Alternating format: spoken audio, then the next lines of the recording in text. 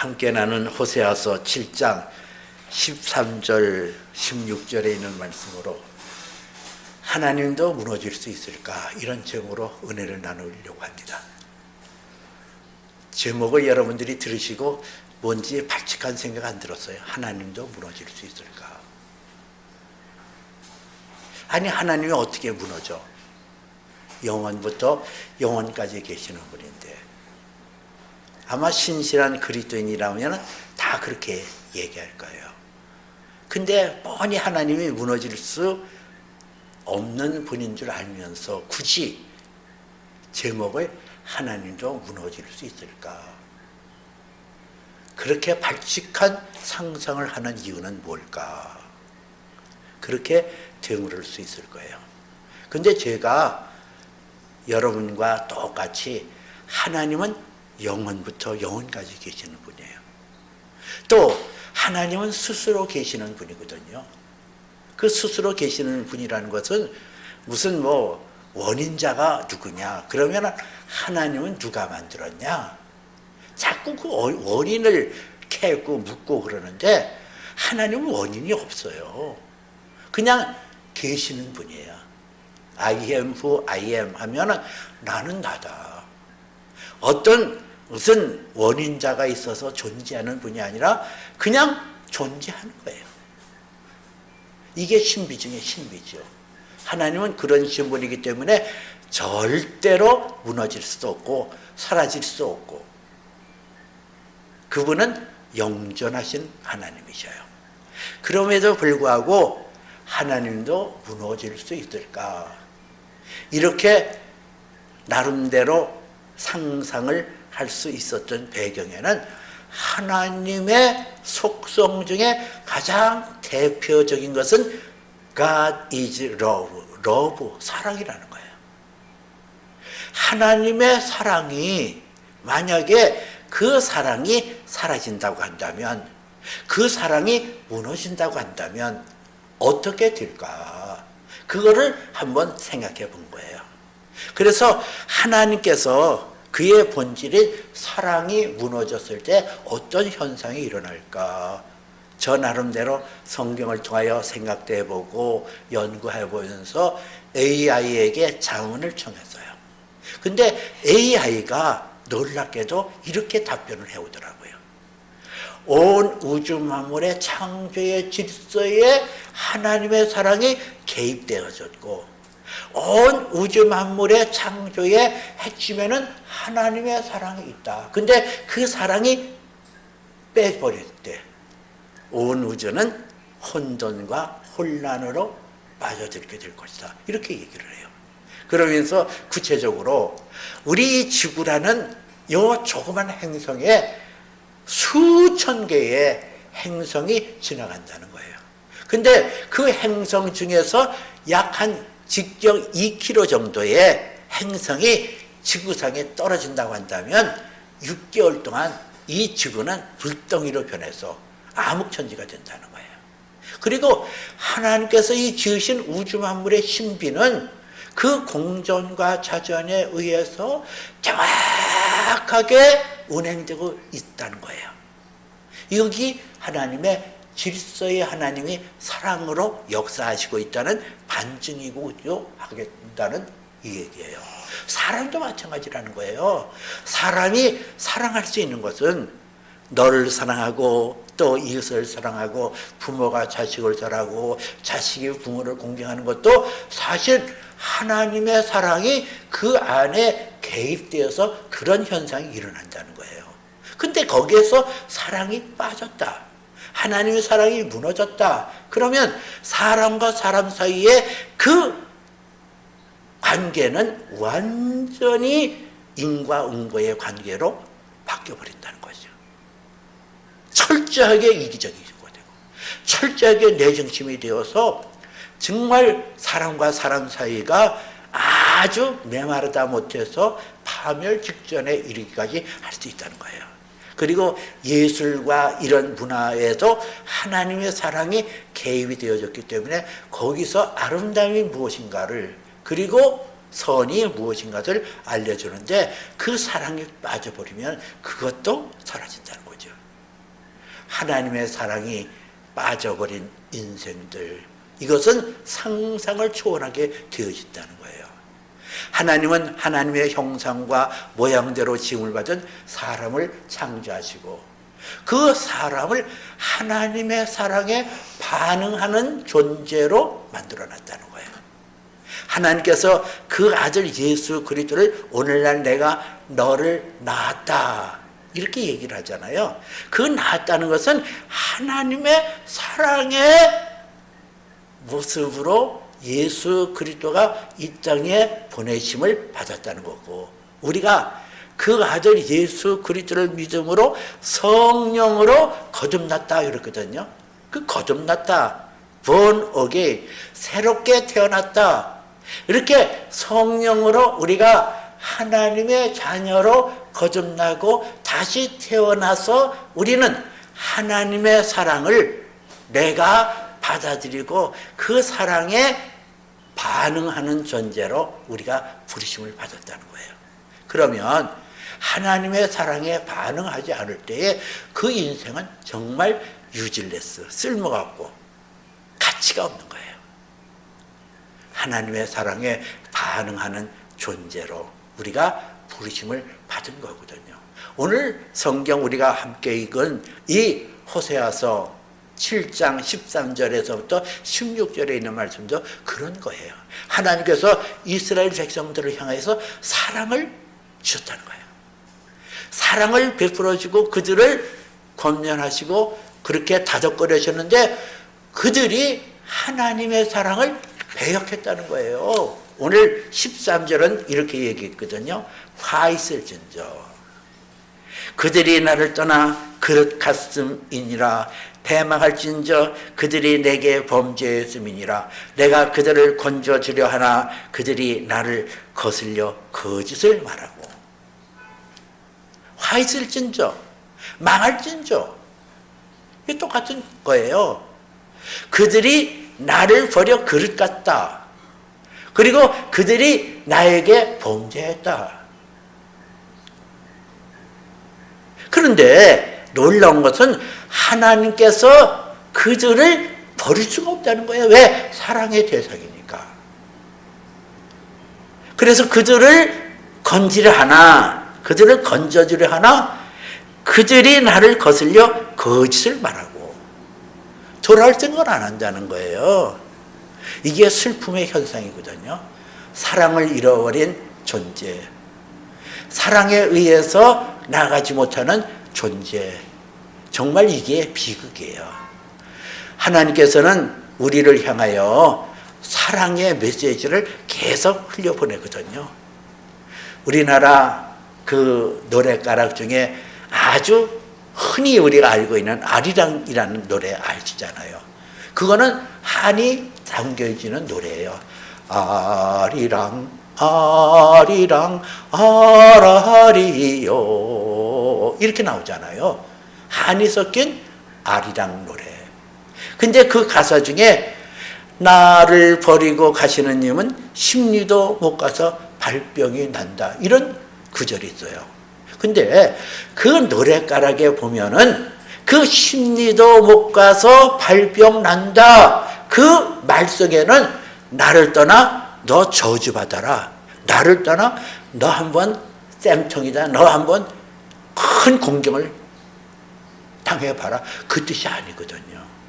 거기서 나를 버리고 가시는 님은 십리도 못 가서 발병을 한다, 이것은 그 발병으로 인하여, 그 고통으로 인하여 당신은 내게로 돌아오기를 원합니다 하는 간절한 마음이 그 안에 담겨 있다는 거예요. 그 아리랑 노래에서 십리도 못 가서 발병난다, 이 노래 가락과 오늘 함께 나눈 이 호세아 7장 14절에 있는 말씀에 화 있을저 멸망당할지언정 나를 떠나 그릇 같으며 나에게 범죄하였으며 그들 백성을 향하여 그들에게 화를 내리고 그들에게 징계를 내리지만은 그 징계의 목적이 무엇인가를 우리에게 알려주고 있단 말이에요. 다시 내게로 돌아와서 다시 나와의 사랑을 나누고 다시 나에게 회복의 은혜를 누리려 하나님의 진정한 사랑이 그 안에 분물처럼 흐르고 있음을 알 수가 있어요. 사랑을 등지고 사는 거, 하나님의 사랑에 등지고 살고 하나님의 뜻에 거스리고 사는 것처럼 비극적인 것이 없어요. 제가 목회를 하면서 개척을 7년, 개척 나와서 7년 되어서 교회를 건축했거든요. 그리고 건축된 교회에서 8년을 목회를 잘했어요. 근데 그렇게 목회를 하다가 생각지도 못하는 변수가 생겨서 제가 빈무로 나오다시피 했거든요. 근데 되게 섭섭하더라고요. 내가 진짜 하나님 앞에 무릎 꿇어 기도한 세월들, 오직 하나님의 영광을 위하여 그렇게 쓰임받기를 원해서 기도했는데 하나님께서 나를 징계하시는구나. 그래서 하나님이 되게 섭섭했어요. 하나님 앞에 반항했어요. 그래, 그러면 내 마음대로 살지 뭐. 내 뜻대로 살지. 근데 그렇게 하나님의 사랑을 등지고 하나님의 사랑을 떠나서 살았더니 내게 어떤 현상이 일어난 줄 알아요?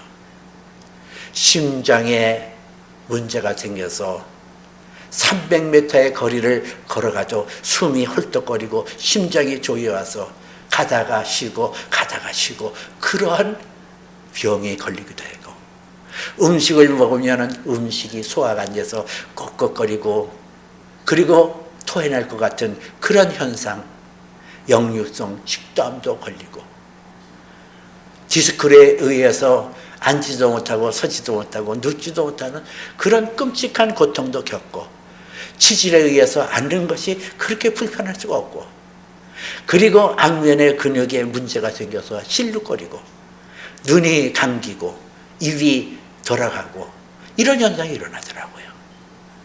그러면 그럴수록 저는 하나님을 대하겠어요. 그래, 해보세요. 그냥 아주 죽여요, 죽여. 그러고 내가 반응을 했던 얘기예요. 근데요, 그렇게 세월을 보낼 때는 내게는 암흑천지였거든요. 경제적으로도 어려움이 다가오고 신체적으로도 어려움이 다가오고 가족 간의 관계도 자꾸 문제가 생기고 그랬어요. 그러던 어느 날 하나님 옆에 기도의 골방에 들어가서 기도를 하는데 이게 저주가 아니라 하나님의 사랑의 초청장이라는 사실이 내 마음에 슬며시 들어왔어요. 그래서 하나님 앞에 기도했어요. 하나님, 하나님의 재앙이 나를 괴롭게 하는 것이라고 내가 불평불만한 죄를 용서해 주세요. 이것이 사랑입니다. 그리고 고백했더니 안에서 내가 뭐라고 답변하냐면 넌 거짓말도 잘하는구나. 이게 무슨 사랑이냐? 그랬어요. 근데 그것을 누르고 성령이여 내게 은혜를 주시옵소서. 내가 하나님의 사랑이라는 사실을 깨닫게 하시고 고백하게 하옵소서. 내 마음을 다하고 성품을 다하고 뜻을 다하고 목숨을 다하여 주여 하나님을 사랑하기를 원합니다. 주여 나를 도우시옵소서. 나의 이 불량한 마음을 용서해 주시고 내가 반항하는 이 마음을 용서해 주시고 나를 용서하시고 내 안에 하나님의 사랑이 흐르게 하여 주옵소서. 하나님의 사랑이 내 안에 강수같이 차고 넘치게 하옵소서. 내가 그 하나님을 사랑하기를 원합니다. 하나님을 사랑합니다. 그러고 기도를 했어요. 근데요, 그 기도가 기적을 일으켜요. 늘 하나님 앞에 깨어서 죽는 그 순간까지, even to the point of death, 죽음에 이르기까지 내 페이스를 하나님 앞에 충성하고 하나님을 사랑하게 해 주옵소서. 내 영혼 마지막 고백이 주여 내가 주를 사랑하나이다. 그 고백하고 하나님 앞에 가게 하옵소서. 내가 마지막 혀에 기능이 남아있을 때 그 혀의 기능을 통하여 하나님을 사랑합니다 하고 고백하게 하옵소서.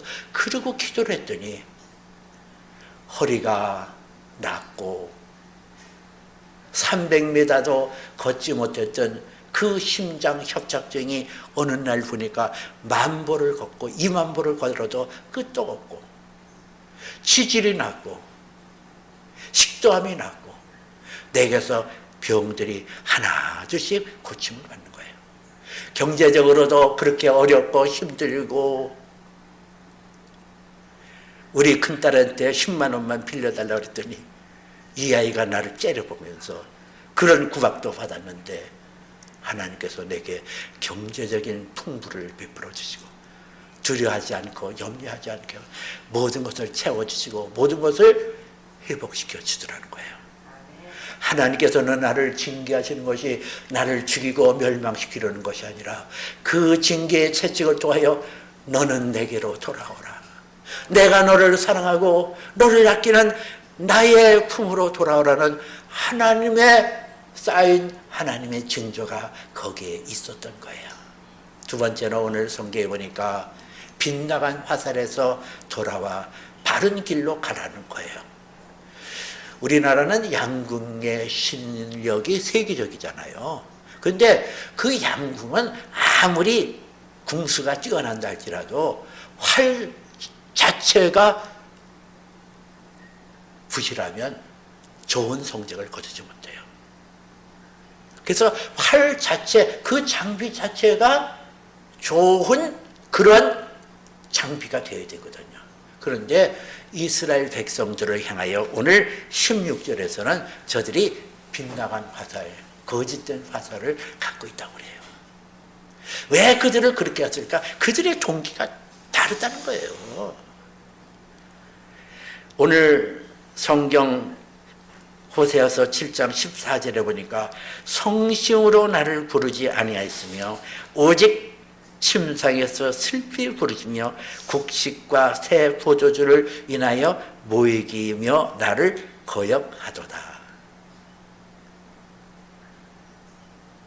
하나님을 찾는 의도가 빗나갔다는 거예요. 이 빗나간 화살을 하말티아라고 그러거든요. 관역에서 벗어났다. 이게 죄라는 거예요. 의도가 달라요. 동기가 달라요. 하나님을 사랑하는 것이 아니라 그들의 마음속에 곡식이 떨어지고 포도주가 떨어지니까 이 곡식과 포도주에 의해서 저들이 메말라가는 것을 답답해하기 위해서 침상에서 슬피 부르짖고 그렇게 간구했다는 거예요. 그를 이루기 위하여 사람과 사람끼리 모여서 그것을 구하는 그 이스라엘 백성들을 향하여 지금 그들의 동기가 잘못되었다. 빗나간 화살이다. 속이는 화살이다. 너희의 그 기초가 잘못되었다. 의도가 잘못되었다. 동기가 잘못되었다. 이러는 거예요. 여러분, 나는 어떠한 동기로 하나님 앞에 나왔나요? 나의 필요를 채우시는 하나님으로만 알았나요? 나를 영화롭게 하고 나를 복되게 하고 나의 명성을 주관하고 내가 돈을 많이 벌고 내가 명예를 갖고 그런 것을 위하여 하나님 앞에 나왔다고 한다면 이스라엘 백성들이 가졌던 속이는 화살처럼 내 동기도 하나님 앞에 아무 소용이 없는 그러한 뜻을 가지고 하나님 앞에 나올 뿐이에요. 하나님 앞에 우리가 나와야 되는 것은 하나님의 사랑이라는 사실. 하나님께서는 우리에게 그 마음을 변개치 아니하며 그 사랑을 우리에게 주시는 그분이심을 우리가 믿고 하나님 앞에 회복되어 나오는 것을 하나님께서 원하신다는 거예요. 그러면 세 번째로 어떻게 하나님을 사랑하는 것일까? 그 사람들의 언어 중에 좀 슬픈 언어가 짝사랑이라고 생각해요. 나는 누구를 사랑하는데 상대는 나를 사랑하지 않아. 나 혼자 사랑하고 나 혼자 사랑하는 거. 근데 성경에 보면 참, 나 이런 말을 해서 죄송하지만 하나님이 좀 미련하신 것 같은 부분이 그거예요. 아니, 버리면 되지. 그렇잖아요? 하나님의 뜻을 어그러지고 쓸모없는, 그렇게 유지를 해서 쓸모없는 것처럼 버리면 되지. 그 버리는 게 아니라 하나님께서 너 그러면 맞는다. 너 그러면 화가 당한다. 너 멸망한다. 그러면서 또 그들에게 굽풀이고 그들에게 사랑을 고백하는 거예요.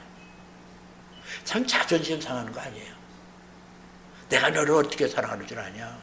그 오늘 성경도 이렇게 얘기를 해요. 15절 내가 그들 팔을 연습시켜 강건하게 하였으니 그들은 내게 대하여 악을 꾀하는도다. 그들에게 팔을 연습시켜서 강하게 했다는 거예요. 전쟁에 나서 승리하게 하고 그들이 수고하지 않은 땅과 가옥을 얻게 하셨고 저들에게 먹을 것과 입을 것과 마실 것을 주시고 저들을 복되게 하며 모든 인류 가운데 영광스러운 존재로 그들을 세웠는데 그들이 배반하고 악을 꾀하였다 그랬거든요. 참 그 하나님의 그런 자들, 배반한 자들, 하나님의 떠난 배반한 자들을 향하여 끊임없이 자신을 굽히면서 그렇게 사랑한다고, 그렇게 사랑한다고 너희는 내게로 돌아오라고 그렇게 사랑을 하는 그 하나님의 모습을 보면서 참 하나님이 치사하다, 자존심도 없나, 하나님의 자존심도 없나, 어떻게 그렇게 인간을 향하여 그렇게 나갈까.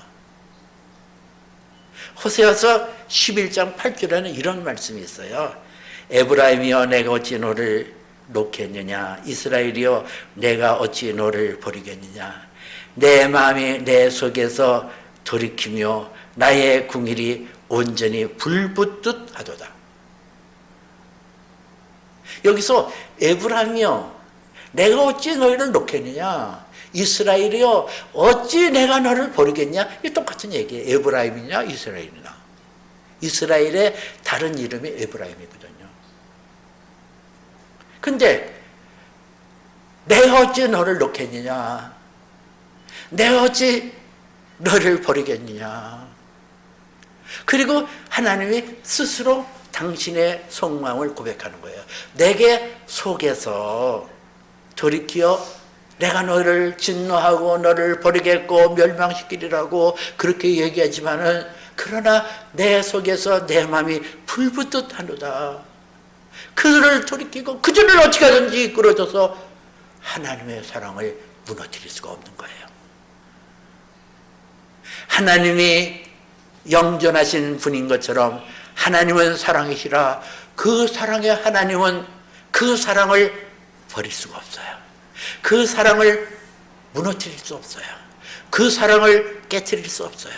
하나님이 존재하신다고 한다면, 하나님이 영원토록 존재하신다고 한다면 그분 안에 있는 사랑도 영원토록 무너지지 않고 있는다는 말입니다. 그러므로 우리는 안심할 수가 있어요. 하나님의 사랑이 무너지면 나는 어떡할까?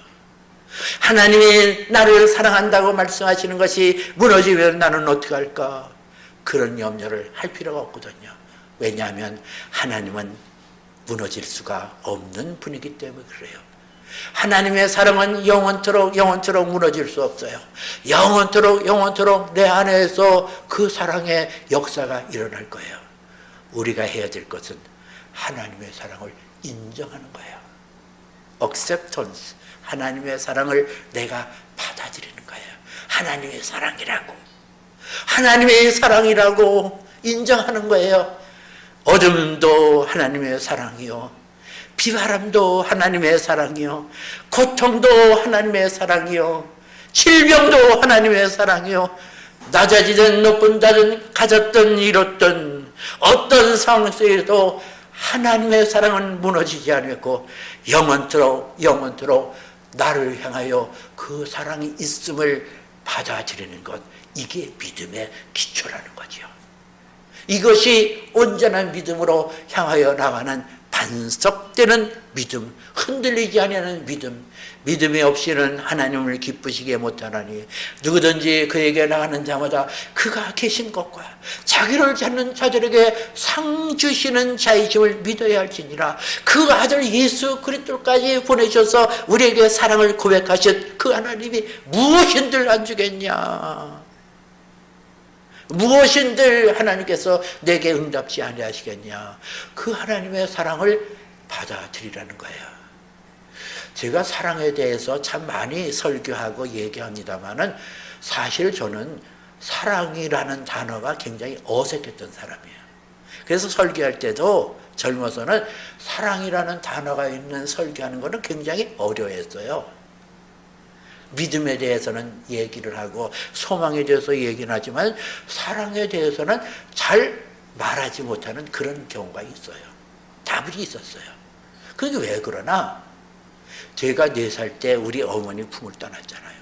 근데 어머니 품을 떠나면서 제가 어렸을 때 큰 상처를 받았어요. 엄마가 나를 버렸구나. 엄마가 나를 사랑하지 않는구나. 그런 것이 내 마음을 온통 지배를 했어요. 버림받았다. 엄마가 나를 버렸다. 엄마의 사랑이 내게 머물지 않았다. 나는 버림받은 존재였다. 이것이 상당히 오랜 기간 내 영혼을 장악하고 있어서 누구를 사랑한다는 것이 쉽지가 않고 사랑의 이야기를 한다는 것이 어려웠어요. 그런데 쉰이 넘어서 영성 훈련을 받을 때 그 훈련의 지도자가 나를 데리고 어머니의 그 상황으로 데리고 갔어요. 어머니가 나를 떠나보내는 때 그때 상황이 재현되어지는 그 순간을 맞았어요. 근데 우리 어머니가 나를 고모의 손에 들려서 내보내면서 키가 자그마한 엄마가 뒤돌아서서 이렇게 울고 계시더라고요. 이놈아, 자기 자식을 사랑하지 아니하는 애미가 어디 있더냐. 10손가락 물어서 안 아픈 자식이 어디 있더냐. 내가 너를 보내는데 내 눈에는 피눈물이 나는구나. 내가 너를 보내면서 내 가슴이 미어지고 터지는구나. 그 어머니의 사랑의 눈물, 그 애틋한 음성이 내 안에 들어오면서 어머니가 나를 사랑하셨구나. 변함없는 그 사랑으로 나를 뒤엎었구나. 그 어머니가 사랑했음을 내가 인정하고 받아들이는 순간 하나님의 사랑이 무엇인지, 하나님의 은혜가 무엇인지를 더 깊이 이해할 수 있는 그 단계로 갔음을 여러분에게 고백합니다. 그래요. 하나님의 사랑을 내가 인정하면 그 사랑이 반석되어지고 힘이 되어서 내게 놀라운 은혜를 베풀어줘요. 하나님이 무너질 수 없듯이 하나님의 사랑도 무너질 수 없어요. 그 사랑은 영원합니다. 오늘 이 땅에 뿐만 아니라 우리가 하나님 나라에 가서도 그 사랑으로 영광에 빛나게 되어질 거예요. 그러므로 우리는 하나님의 징계가 있을지라도 그 속에서 나를 부르시는 하나님의 음성을 듣고 주께로 나와 주여 내가 주를 사랑하나이다 고백을 하십시오. 나의 믿음의 동기가 잘못되어서 세속적이고 세상의 것에 빼앗기는 그러한 잘못이 있다 할지라도 하나님 앞에 회개하고 하나님 앞에 돌이키는 믿음이 있어지길 원합니다. 하나님의 사랑을 인정하는 순간 성령이 내 안에서 다음 단계로 인도하며 내 안에 그리스도의 형상, 복된 형상, 하늘에 속한 형상으로 만들어짐을 여러분 믿고 전진해 나가시는 저와 여러분 되어지기를 주님의 이름으로 축복해 드립니다. 아멘.